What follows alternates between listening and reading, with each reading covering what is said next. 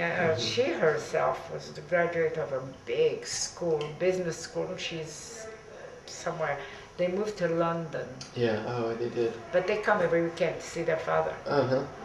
Right now especially. They have 3 little boys, and they bring them with a nanny from London every weekend to see the father because the father is sick. Yeah.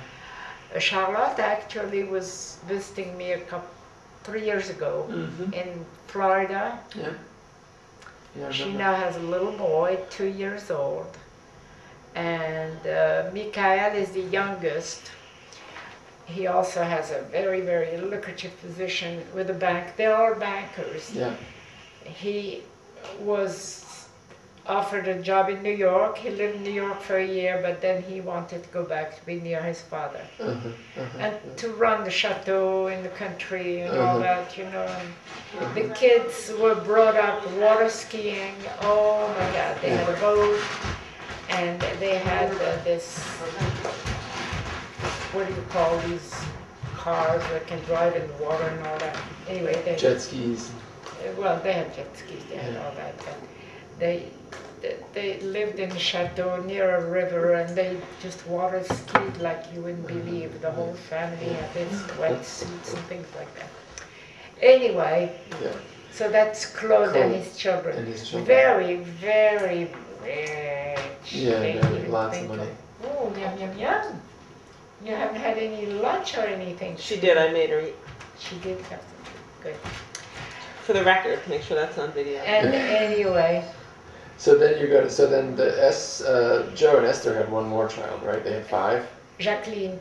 What's funny is that Claude married Jacqueline Elbaz, and the last one's name is Jacqueline. Oh, okay, that's and funny. she married Claude Bastin. So we have 2 Jacqueline and Claude. Oh. You have to always specify which one.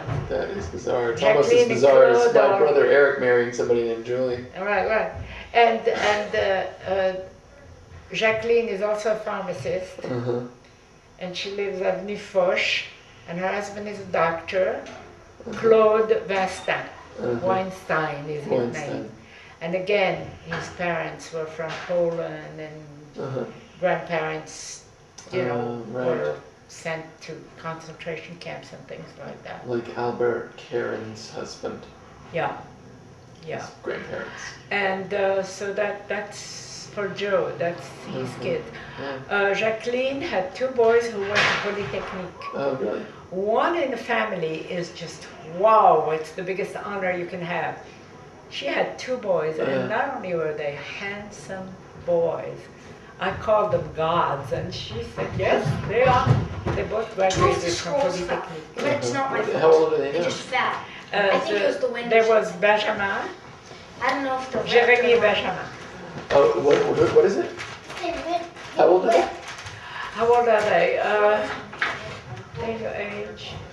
A little younger, I guess. They're 30-ish. Yeah, 30-ish, yeah. 20. So what are they doing? What are they doing now?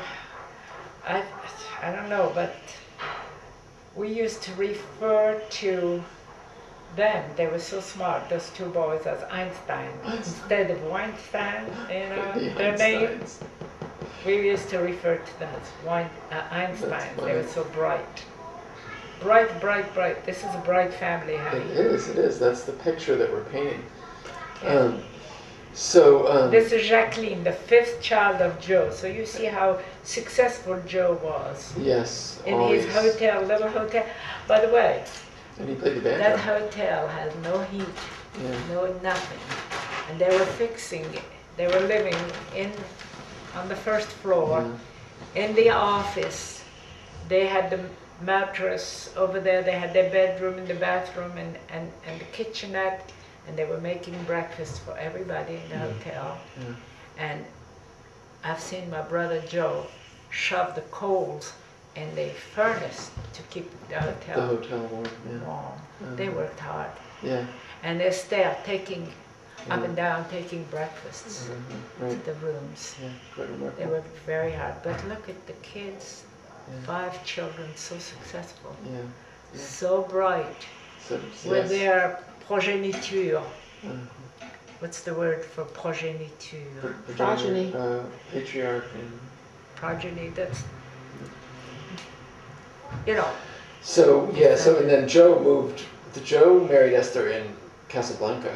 Right. And they moved, what year did they move to Paris? After the Americans came over and Morocco got its independence, they were all just ripe to go to universities. They had finished high school. There was no university in Paris. I mean, in Casablanca. I wanted to go to the university. I couldn't. So I went after I got here. So I thought that all the family maybe started to emigrate right around the war, around the time that your father died. People started to leave, and then it's after the Americans came. And then the Americans were there in 45 or 46. Right. And then didn't people stay there until because Moroccan independence wasn't until 58, right? Yeah, I guess they left before the Moroccan independence because by then everybody French was gone. people had gone. All the people were gone. So was there my pressure? nephews and nieces were all repatriated, and they were so lucky because as a repatriated French person, you were entitled to housing, to all kinds of benefits, education. They all invaded. I mean, all of these people, I'm telling you, the medical schools, the dental schools, the pharmacy schools, they all went with honors, graduated. Interesting. But they made the most of life because they had been living, under the Germans all their teen years. And their teen years. Yeah. And they're almost my age. Now Polo is 10 years younger than I am. So you see, when I got married, they were there a few more years, and then they were ripe to go to university. So everybody was gone by what year? Oh my goodness, my mother has been gone for about 30 years, and she lived in Paris for a good 10, 15 years. So she was one of the last to leave Morocco. Yeah.